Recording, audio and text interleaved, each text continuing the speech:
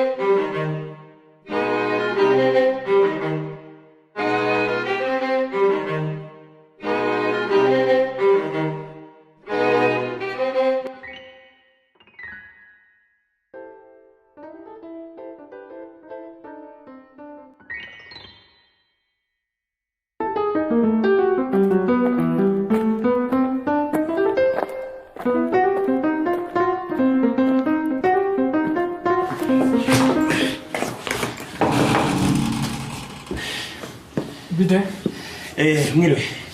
Ntwara ikofi irimo amafaranga. Ndavuga ngo reka nyisega aha ngaha muzashakishe nyirayo kuko ndi kwihuta. Ikofi irimo amafaranga? Zana turebe.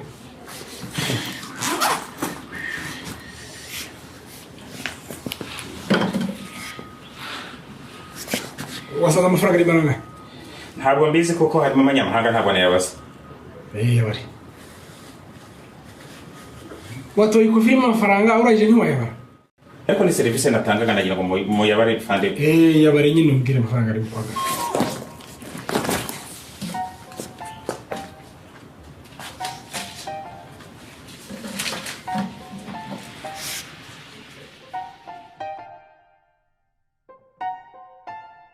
Usanze rangahe? Ntabwo nzi uko yagavunje. Harimo amanyamahanga menshi. Zamura amaboko ufatire ikoti. Ariko ni serivisi ndi gutanga. Nta kibazo.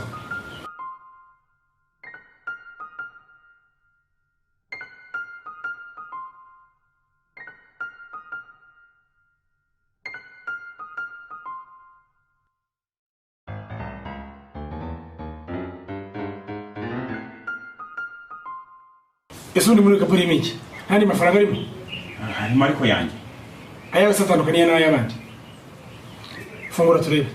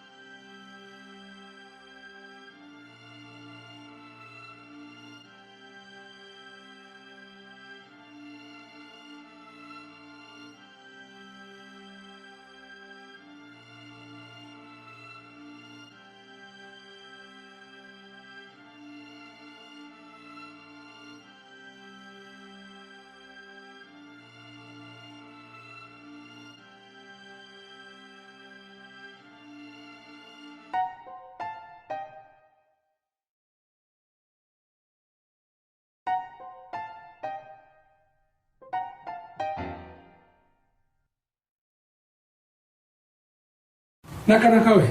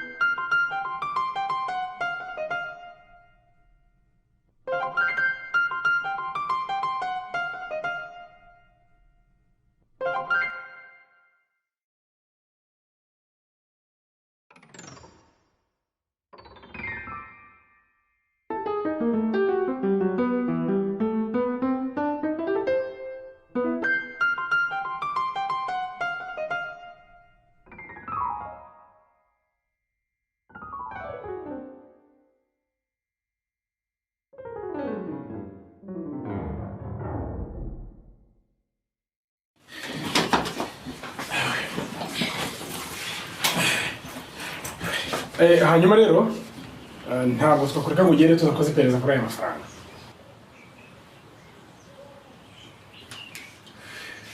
Mwambabare nkagenda. Mwambabare kuko ndi kwihuta kuko ibirenge bigeze. Ntabwo bishoboka.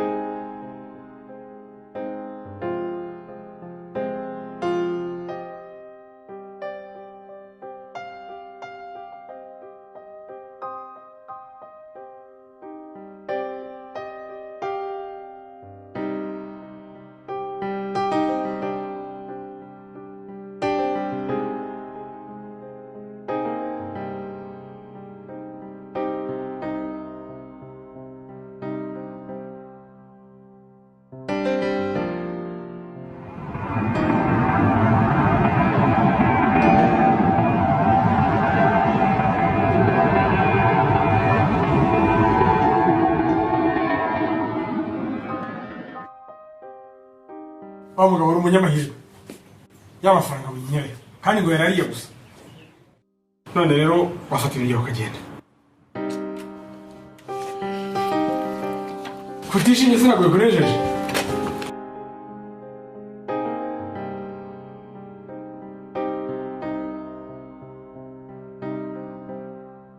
seko mbona bitakunejeje ugira ngo ari kubikira bitakugejejeyo